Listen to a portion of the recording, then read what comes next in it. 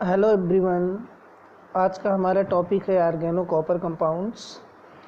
और पिछले टॉपिक्स में हमने organo zinc compound, organo lithium compound, organo magnesium compound के बारे में डिटेल एक्सप्लेन किया था। आज हम एक्सप्लेन करेंगे ऑर्गेनो कॉपर कंपाउंड्स क्या होता है, इसकी प्रॉपर्टी क्या होती है, इसे कैसे सिंथेसाइज किया जाता है और किस तरह के रिएक्शंस में ये भाग लेता है और किस तरह का ये ऑर्गेनिक रिएजेंट का प्रिपरेशन करता है। तो इसमें सबसे पहले ये देखा जाए कि जो हमारा most popular organo copper compounds है वह है lithium di alkyl copper. Lithium di alkyl copper जिसे हम ऑर्गेनो क्यूप्रेट भी कहते हैं, और इसे जनरली रिप्रेजेंट किया जाता है R2Cu-Li+ से। Cuprate are less reactive than organolithium. You will already know कि कॉपर जो हमारा ऑर्गेनो कॉपर कंपाउंड है या ऑर्गेनोलिथियम से लेस रिएक्टिव होता है। और इस ऑर्गेनो कॉपर मॉलिक्यूल में R group that is alkyl group act as a nucleophile. जैसे सब में करता है वैसे इसमें भी करता है, बट इसमें oxidation state of copper is 1+1 होता है। Nucleophile R will attack various organic electrophiles. Organocuprates are used in cross coupling reaction to form higher alkanes. इनका जो यूज़ होता है वो हायर एल्केन्स के फॉर्मेशन में जनरली किया जाता है। तो what is cross coupling reaction? Cross coupling reaction of two different alkyls R and R1। जैसे R एंड R' दो डिफरेंट एल्काइल को आपस में ऐड करा दिया जाए, yield a new alkane. This type of reaction is used to make new carbon-carbon bond alkyl group. This is called cross coupling reaction. तो सबसे पहला हमारा ऑर्गेनो कॉपर रिएजेंट है गिलमॉन रिएजेंट, और इस गिलमॉन रिएजेंट को die alkyl copper, lithium die alkyl copper कहा जाता है, और ये बहुत ही यूजफुल रिएजेंट है। आइए देखते हैं कि इसका सिंथेसाइजेशन कैसे करते हैं। तो गिलमॉन रिएजेंट इस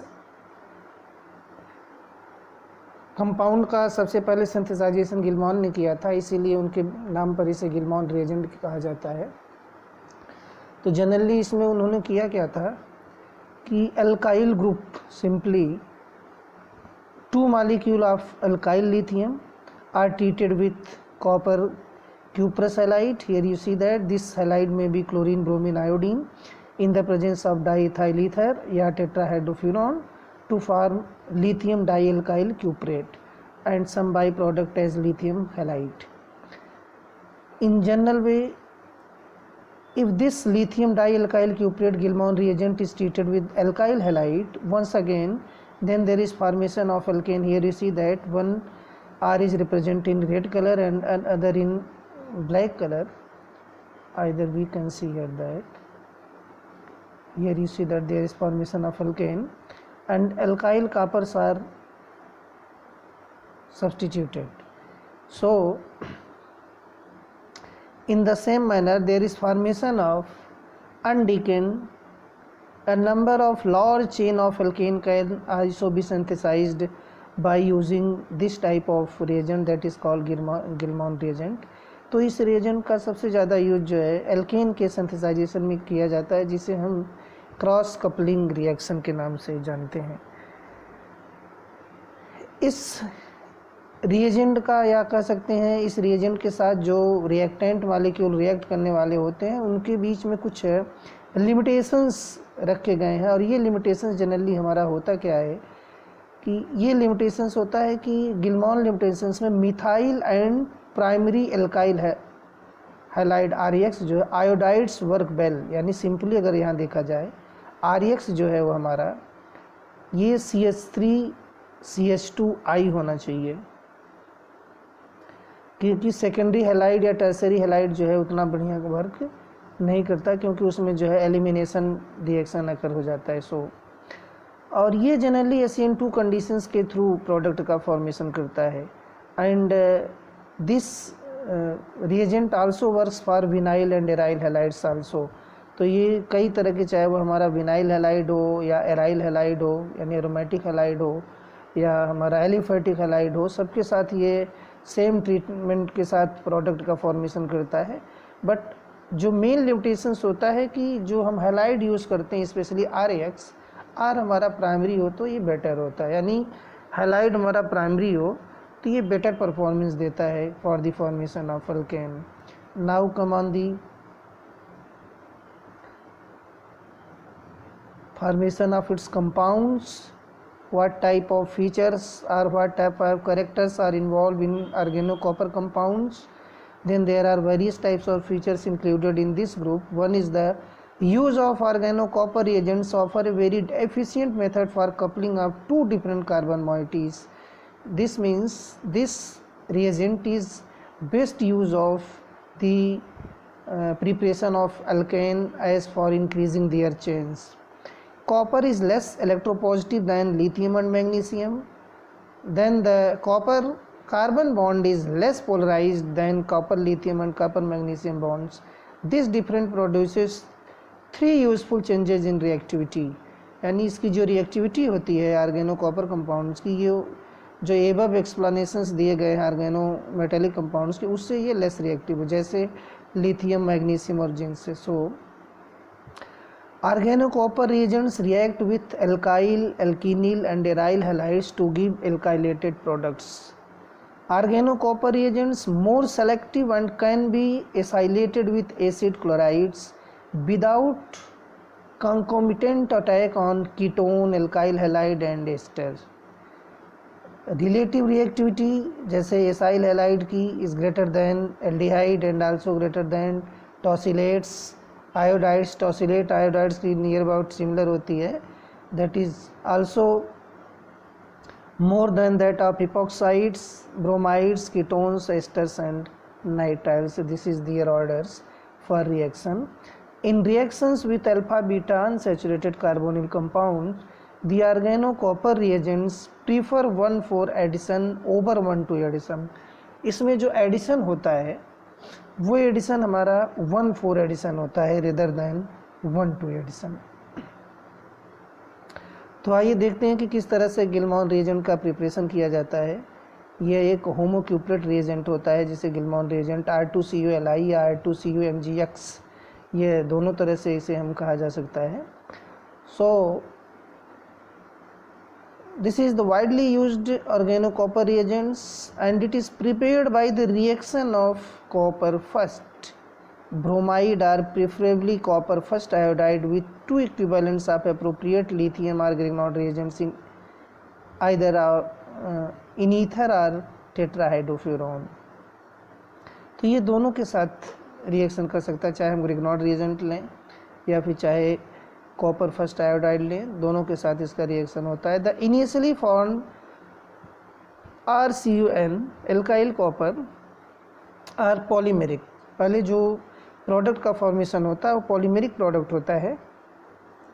after that when it is in by using the ethoxide और tetrahydropyran, when it undergoes the addition reaction by adding the second molecule of alkyl lithium or grignard reagent, then it is dissolved into that and it will be separated finally. The resultant organocuprates are thermally labile and thus are prepared at low temperature. Here you can see that the reactions are shown. Rm plus Rm, M is the metal. Here you see that M stand for metal. R M M की जगह lithium या magnesium halide हो सकता है आपका ग्रिग्नॉड reagent के form में. Copper bromide या आयोडाइड से रिएक्शन होता है, तो यहाँ ज़्यादा जो प्रेफरेंस दिया जाता है कॉपर आयोडाइड का, और किसके प्रेजेंस में, टेट्राहाइड्रोफिरॉन या इथॉक्साइड के प्रेजेंस में.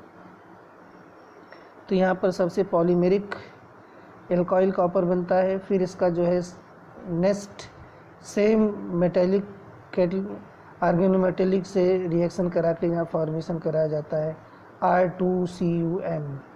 There is formation of R2CuM. M is the lithium stand for. तो इस तरह से प्रिपरेशन होता है गिलमॉन रिएजेंट का.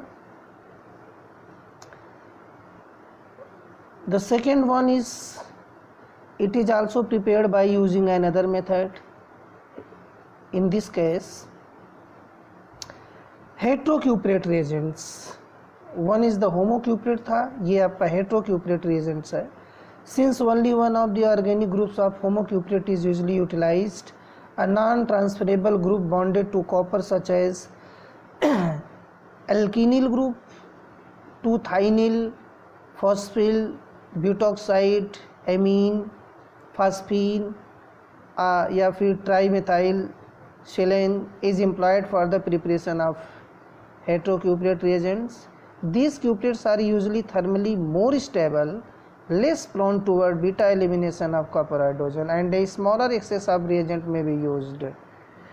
तो इस केस में सबसे पहले होता क्या है कि यहाँ पर आप देख सकते हैं कि R2NLI जो हमारा ये lithium amine, secondary amine, lithium amine के साथ कॉपर ब्रोमाइड का डाईमिथाइल सल्फर कॉपर ब्रोमाइड के साथ रिएक्शन कराया जाता है टेट्राहाइड्रोफ्यूरॉन के प्रेजेंस में.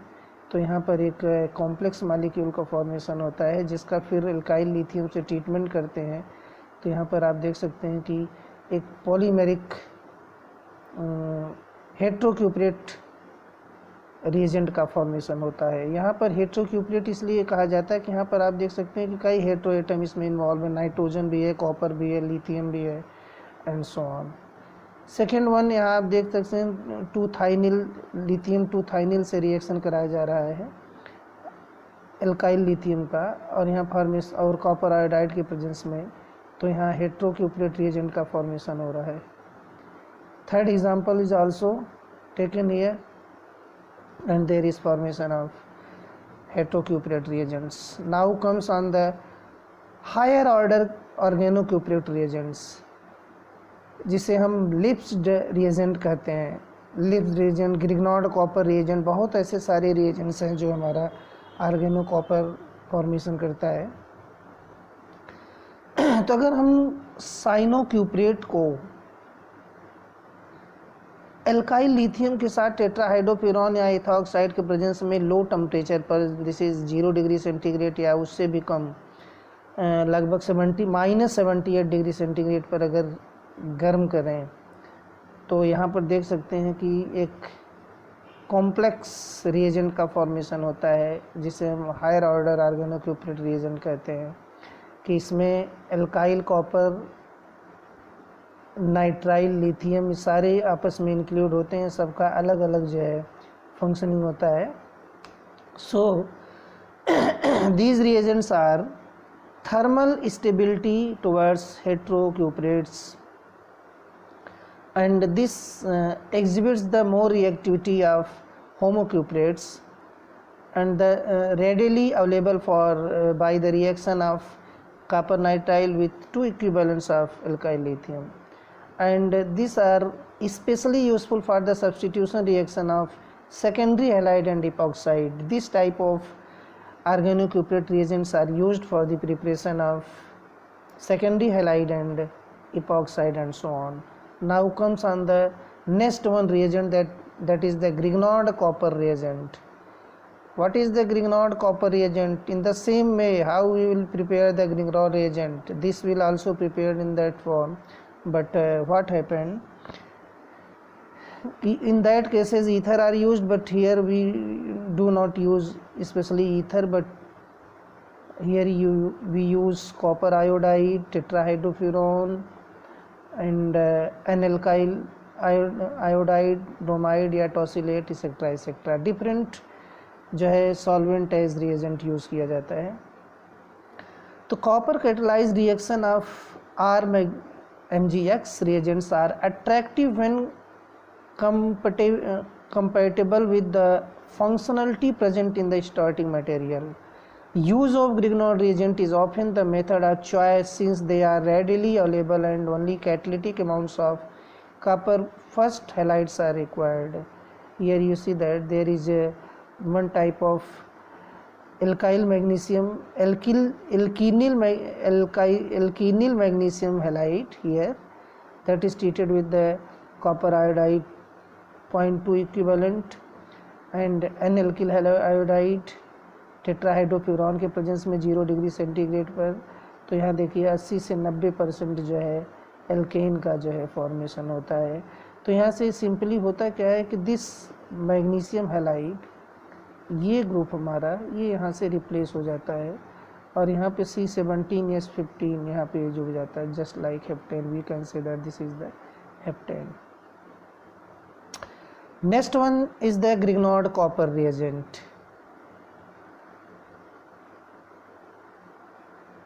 This is the second preparation of Grignard copper agent. यहाँ पर ब्यूटाइल मैग्नीशियम क्लोराइड लिया गया है, तो दोनों का प्रिपरेशन लगभग सेम वे में है, क्योंकि सेम वहाँ पर जो रिएजेंट लिया गया था C7H15I लिया गया था, यहाँ ब्यूटाइल मैग्नीशियम क्लोराइड लिया गया है। तो वहाँ पर ऊपर आप देख सकते हैं कि एल्कीनिल यानी अनसेचुरेटेड मालिक्यूल है, यहाँ कार्बोनिल मालिक्यूल, सिर्फ ये डिफरेंसेस है यहाँ पर। वहाँ पर मैग्नीशियम क्लोराइड जो है सब्स्टिट्यूट हुआ था, यहाँ पे ब्रोमीन सब्स्टिट्यूट होता है, ब्यूटाइल ग्रुप यहाँ पर जुड़ जाता है और यील्ड दोनों का लगभग नियर अबाउट सेम आता है। तो ये वेराइटी ऑफ कॉपर रिएजेंट्स थे हमारे, जिसे ग्रिग्नॉर्ड कॉपर रिएजेंट फर्स्ट कहा जाता है, या लिव रिएजेंट्स, या गिलमॉन रिएजेंट्स एंड सो ऑन। अब आइए देखते हैं कि इनका यूज़ किस तरह से different type of organic compounds को सिंथेसाइज करने के लिए किस तरह से करते हैं, किस तरह से ये सब्स्टिट्यूशन रिएक्शन में भाग लेता है, किस तरह से एल्काइल हैलाइड से रिएक्शन करता है and so on so on. So here is the first type of substitution of alkyl halide. The one of the reaction of organocuprides which perform, this is the substitution of alkyl halides. Coupling of primary alkyl iodide with an organocuprate is more economical when using heterocuprate than a homocuprate. Here we see that in this case when you use heterocuprate, then there is formation of near about 87% yield, but when we use homocuprate, then there is formation of 84%. तो यहाँ पर अगर एक similarities देखी जाए तो चाहे हमारा हेटेरोक्यूपरेट रिएजेंट हो या फिर होमोक्यूपरेट रिएजेंट हो, दोनों का रिएक्टिविटी मोड में थोड़ा सा भले डिफरेंसेस हो सकता है, लेकिन जो यील्ड देता है प्रोडक्ट फॉर्मेशन का वो नियर अबाउट इक्विवेलेंट होता है। तो यहाँ पर आप देख सकते हैं कि पहले केस में डाई एल्काइल कॉपर लिथियम लिया गया है होमोक्यूपरेट के फॉर्म में, 3 इक्विवेलेंट मालिक्यूल है इसके, और जबकि यहाँ पर in this case here you see that in this case di alkyl, यहाँ Me2 stand for methyl group, और इस केस में हेटेरोक्यूपरेट लिया गया है क्योंकि यहाँ पर आप देख सकते हैं एल्काइल है, एमीन भी है और लिथियम भी है, सब जुड़ा हुआ। तो यहाँ पर भी आप देख सकते हैं C9H20 C9H20, दोनों में जो प्रोडक्ट फॉर्मेशन होता है वो लगभग सेम होता है, प्रोडक्ट जो है वो सेम है, बट यील्ड जो है समवाट डिफरेंटेड है। कि next one is the further reactions takes place. Homocuprates readily undergo substitution reaction at primary position. They do not couple well with unactivated secondary halide. However, the cyanocuprates undergo substitution reaction even at unactivated secondary carbon center. तो यहाँ पर इस case में आप देख सकते हैं यहाँ पे जो एल्काइल हैलाइड लिया गया है वो हमारा है दिस इज़ द 2-ब्रोमोहेप्टेन, और इस 2-ब्रोमोहेप्टेन का यहाँ पर हेट्रो एटॉमिक एक तरह से कहें हेट्रोक्यूपरेट रिएजेंट से रिएक्शन कराया जा रहा है, टेट्राहाइड्रोफ्यूरॉन 0 डिग्री सेंटीग्रेड और अमोनियम क्लोराइड और H2O के प्रेजेंस में। तो यहाँ पर ब्रोमीन, जहाँ ब्रोमीन जुड़ा हुआ है आप देख सकते हैं कि bromine is eliminated and that is converted into an alkene group, वहाँ पे जुड़ जाता है, सब्स्टिट्यूट हो जाता है। ब्रोमीन यहाँ से सब्स्टिट्यूट होता है, एल्कीन यहाँ इसको सब्स्टिट्यूट करके यहाँ जुड़ जाता है, आप देख सकते हैं, और यील्ड जो आता है वो नियर अबाउट 90% होता है। तो इस तरह से बहुत सारे रिएक्शंस हैं ऑर्गेनोमेटेलिक सिंपली ऑर्गेनोक्यूपरेट रिएजेंट्स के। एक रिएक्शंस यहाँ दिखाया गया है, सिंपल रिएक्शंस दिखाया गया है कि एल्काइल हैलाइड के साथ यहाँ रिएक्शन है, और स्पेशली जो हैलाइड यहाँ यूज़ किया गया है CX लिया गया है। और यहाँ पर जो है simply you see that here organocuprate, that is homotype reagents are used. So the mechanism for the substitution reaction in this case, here you see that one is undergoes through oxidative addition inversion and other is through SN2 reactions. In that case direct displacements of halide is taken place. But actually what happened in this reaction, the nature of the cuprate reagent, substrate and solvent which are used in this reaction is depending upon the mechanism process, means mechanism process are depending upon the nature of the whole, and then reaction may proceeds via an SN2 displacement or via an oxidative addition followed by reductive elimination. So here you see that when in this case SN2 reaction backside attack, तो यहाँ पे जो copper है वो back side alkyl group, चूँकि alkyl group इसमें negatively charged है, यहाँ पर आप देख सकते हैं एल्काइल ग्रुप ये निगेटिवली चार्ज्ड है, ये बैक साइड यहाँ कापर पर अटैक करेगा, यहाँ से हैलोजन जो है एलिमिनेट हो जाता है और यहाँ पे एल्केन का फॉर्मेशन होता है इस तरह से। तो ये हमारा SN2 रिएक्शंस है।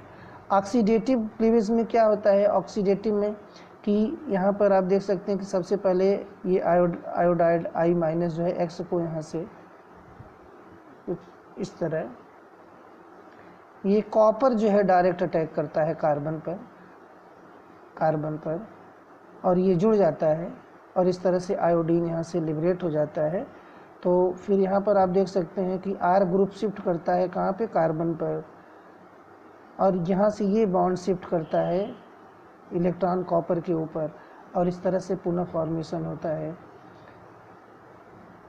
एल्काइल क्यूप्रेट और MX का और एल्केन का। Next reaction is the substitution of allylic halide. अगला रिएक्शन है एलाइलिक हैलाइड्स का सब्स्टिट्यूशन कराया जाता है। तो क्या प्रोडक्ट फॉर्म में एलाइलिक हैलाइड का मतलब है कि जैसे एल्कीनिल ग्रुप इसमें प्रेजेंट होगा, CH2 single bond CH double bond CH2 के साथ जो है हमारा हैलाइड जुड़ा हुआ होगा। तो यहाँ पर आप देख सकते हैं कि alkylation of alkylic halides with organocuprates usually produce mixture of products due to competing SN2 and SN2- reactions, both type of reactions।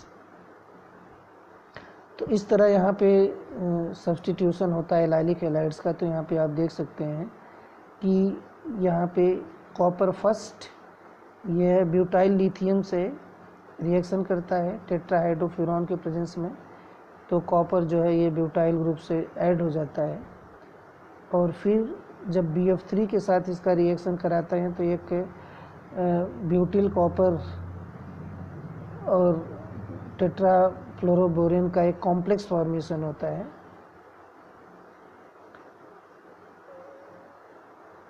और पुनः जो है इसका substitution of complete allylic rearrangement इस टेक्स प्लेस। तो ये जो हमारा कॉम्प्लेक्स बनता है इसमें इसका रिएक्शन कराया जाता है किससे, एलाइलिक हैलाइड से। यहाँ आप देख सकते हैं सेकंड में ये हमारा एलाइलिक हैलाइड है CH3 CH double bond CH CH2 Cl।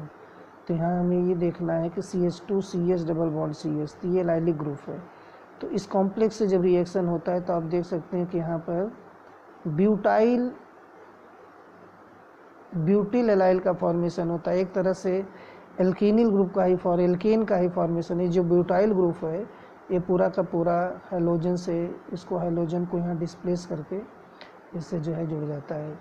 तो चूँकि सिंस ये जो एलाइल हैलाइड है हमारा रेजोनेंस स्टेबलाइज्ड है तो इसलिए ब्यूटेन कहाँ जुड़ता है, सॉरी ब्यूटिल ग्रुप कहाँ जुड़ता है, जहाँ से क्लोरीन सब्स्टिट्यूट होता है वहाँ नहीं जुड़ता, वहाँ जुड़ता है जहाँ से डबल बॉन्ड इसका स्टार्ट CH के पास जुड़ता है और थ्रू द रेजोनेंस, और इस तरह से प्रोडक्ट फॉर्मेशन करता है। Next one is the vinyl halides. जिस तरह से इलाइल हैलाइड के साथ आपने रिएक्शन देखा, उसी तरह से विनाइल हैलाइड के साथ आप रिएक्शंस देख सकते हैं। तो विनाइल हैलाइड्स में जनरल जो प्रोडक्ट का फॉर्मेशन होता है वो हाईली स्टीरियो सेलेक्टिव होता है, बहुत ही ज़्यादा स्टीरियो सेलेक्टिव होता है, क्योंकि इसमें more than 2 type of stereoisomer can be formed, so one is selected in the major form or main product, so this reaction is the stereoselective. What happen in this reaction? Coupling of alkenyl bromide or iodides with organocuprate proceeds with high stereoselectivity. तो यहाँ पे एक alkenyl bromides दिखाया गया है, Bu stand for butane, और ये vinyl group है हमारा CH2 डबल बॉन्ड CH2, और आयोडीन जुड़ा हुआ है यहाँ पर, और इस तरह से इस ग्रुप को आप देख सकते हैं। और एल्काइल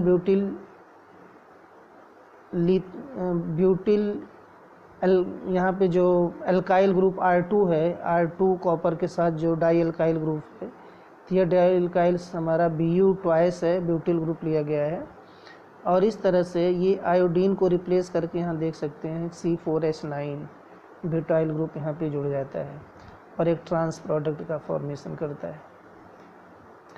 नेक्स्ट वन में क्या होता है कि जब कार्बोनिल कंपाउंड से रिएक्शन कराते हैं, ये एल्डिहाइड हो या फिर कीटोन हो, तो वहाँ पर 1,2 एडिशन होता है और जो प्रोडक्ट होता है वो हाईली डाया स्टीरियो सेलेक्टिव हो जाता है, डाया स्टीरियो सेलेक्टिव हो जाता है। Diastereoselective means the product which is formed in the, we can say that racemic form, वो racemic form बनता है, यानी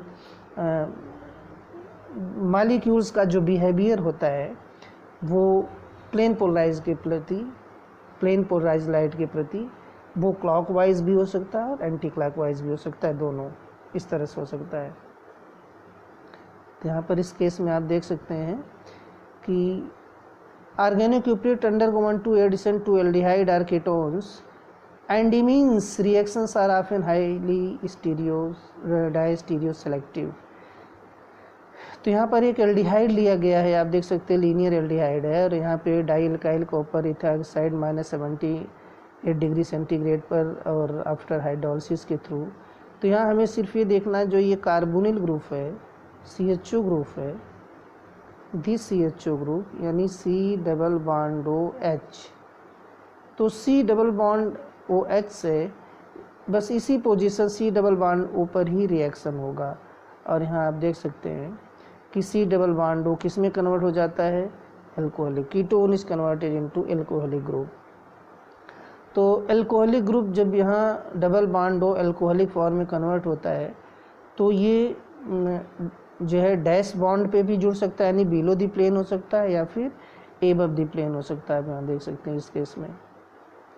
तो इस तरह से इसकी जो स्टीरियो केमिस्ट्री होती है वो थोड़ी सी डिफरेंट होती है। वन अगर बिलो दी प्लेन है, अगर वो एंटी क्लॉकवाइज है तो एबव दी प्लेन वाला क्लॉकवाइज होगा, या अगर ये एंटी है तो ये वाला क्लॉकवाइज होगा। और इस तरह से डाई स्टीरियो सेलेक्टिव में इसमें देख सकते हैं 20:1 का फॉर्मेशन होता है। 20% जो है नियर अबाउट ये डैश बॉन्ड पे प्रेजेंट होता है हाइड्रोक्सिल ग्रुप, और 1% जो है ये बेस बॉन्ड पे प्रेजेंट होता है। तो इस तरह से प्रिपरेशन होता है अल्कोहल का। The next reaction is the reaction of organocuprate with acylation process.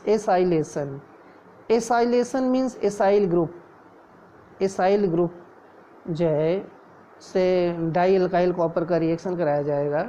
तो यहाँ पर कीटोन, सिंपली एक तरह से कहें तो कीटोन का फॉर्मेशन होता है, alkyl halide is converted into ketone. तो ये सिंपल रिएक्शंस देता है, बहुत ही पॉपुलर रिएक्शंस देता है। तो reaction of organo copper reagent with acid chloride affords corresponding ketone in high yields Retrosynthetically, the reaction amounts to an alkylation of carboxylic acid. In the presence of catalytic amount of copper iodide, Grignard reagent convert acid chloride chemoselectivity to the corresponding ketones via a transiently formed cuprate reagent, which reacts competitively with the initial Grignard reagents. यानी दोनों cases में कहा जाए तो जो रेट्रोसिंथेटिकली का मतलब होता है, रेट्रोसिंथेसिस होता है कि जिसमें एक तरह से कहा जाए एसिमेट्रिक सिंथेसिस, रेट्रोसिंथेसिस या एसिमेट्रिक सिंथेसिस, जिसमें पोलैरिटी जो है वो रिवर्स हो जाती है, जिसे हम कभी कभी अनपोलंग भी बोलते हैं। तो इस केसेस में क्या होता है कि एसाइलेशन जब गिलमॉन रिएजेंट से कराया जाता है तो वो रिजियो सेलेक्टिव प्रोडक्ट का फॉर्मेशन करता है, और वही जब ग्रिग्नॉड रिएजेंट से कराया जाता है सेम, तो वहाँ पर कीमो सेलेक्टिव प्रोडक्ट का फॉर्मेशन होता है। तो regioselectivity and chemoselectivity, this is two types of methods and where the formation of compounds takes place. अगला रिएक्शन है इपॉक्साइड क्लीवेज रिएक्शन, और इस रिएक्शन में होता क्या है कि जो हमारा हेट्रोक्यूपरेट रिएजेंट होता है among the mildest and most efficient reagents available for generating carbon-carbon bonds by way of epoxide cleavage using organocopper molecule. Nucleophilic addition occurs at the less stickily hindered carbon of the auxiliary ring.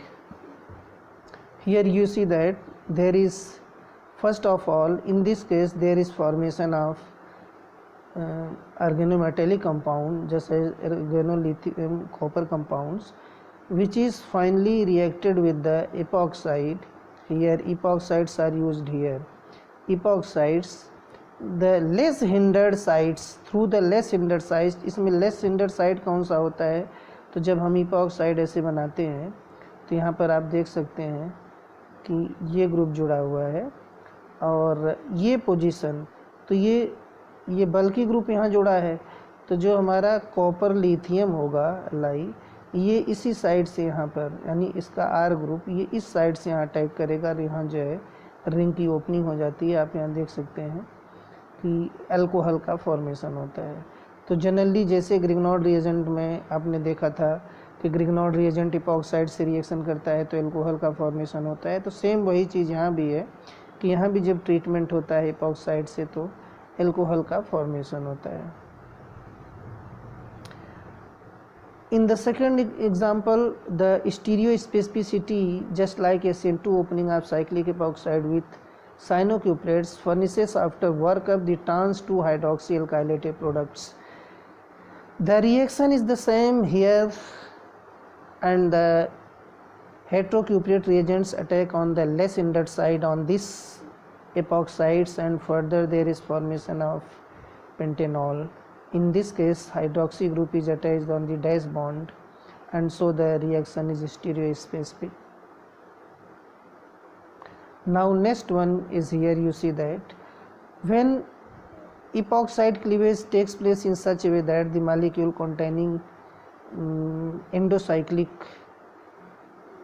double bond with epoxide, ये जो molecule है हमारा, यहाँ पे endocyclic double bond के साथ epoxide है, और ये हेट्रोक्यूपरेट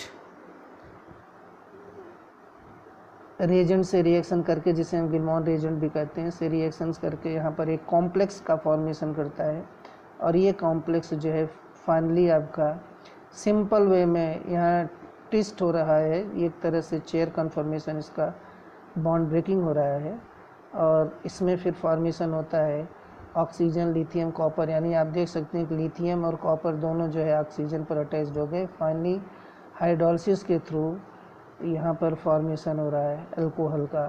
तो ऐसे केसेस में आपने देखा कि जो इपॉक्साइड रिंग थी, इपॉक्साइड रिंग, स्पेशली ध्यान दीजिएगा इस बात पे कि जनरली जो इपॉक्साइड रिंग थी वो हमारी ऐसा है, वो ज्यों की त्यों है, और फाइनली किसका कन्वर्जन हो गया, जो एल्कीन ग्रुप था, एल्कीन, ये हमारा जो है ये बॉन्ड कन्वर्ट हो गया, क्योंकि पुनः फॉर्मेशन हो जाता है। तो एक तरह से देखा जाता है कि unsaturated epoxide reacts with cyanocuprates via an anti-SN2 type mechanism. Direct epoxidation of the resultant allylic alcoholate products, hydroxy epoxides containing 4 stereo-defined carbon centers. And now what happened? The reaction in conjugate addition. Conjugate addition is an important carbon-carbon bond formation. Organometallic reagents may add in 1,2 or 1,4 manner to alpha-beta unsaturated carbonyl compounds.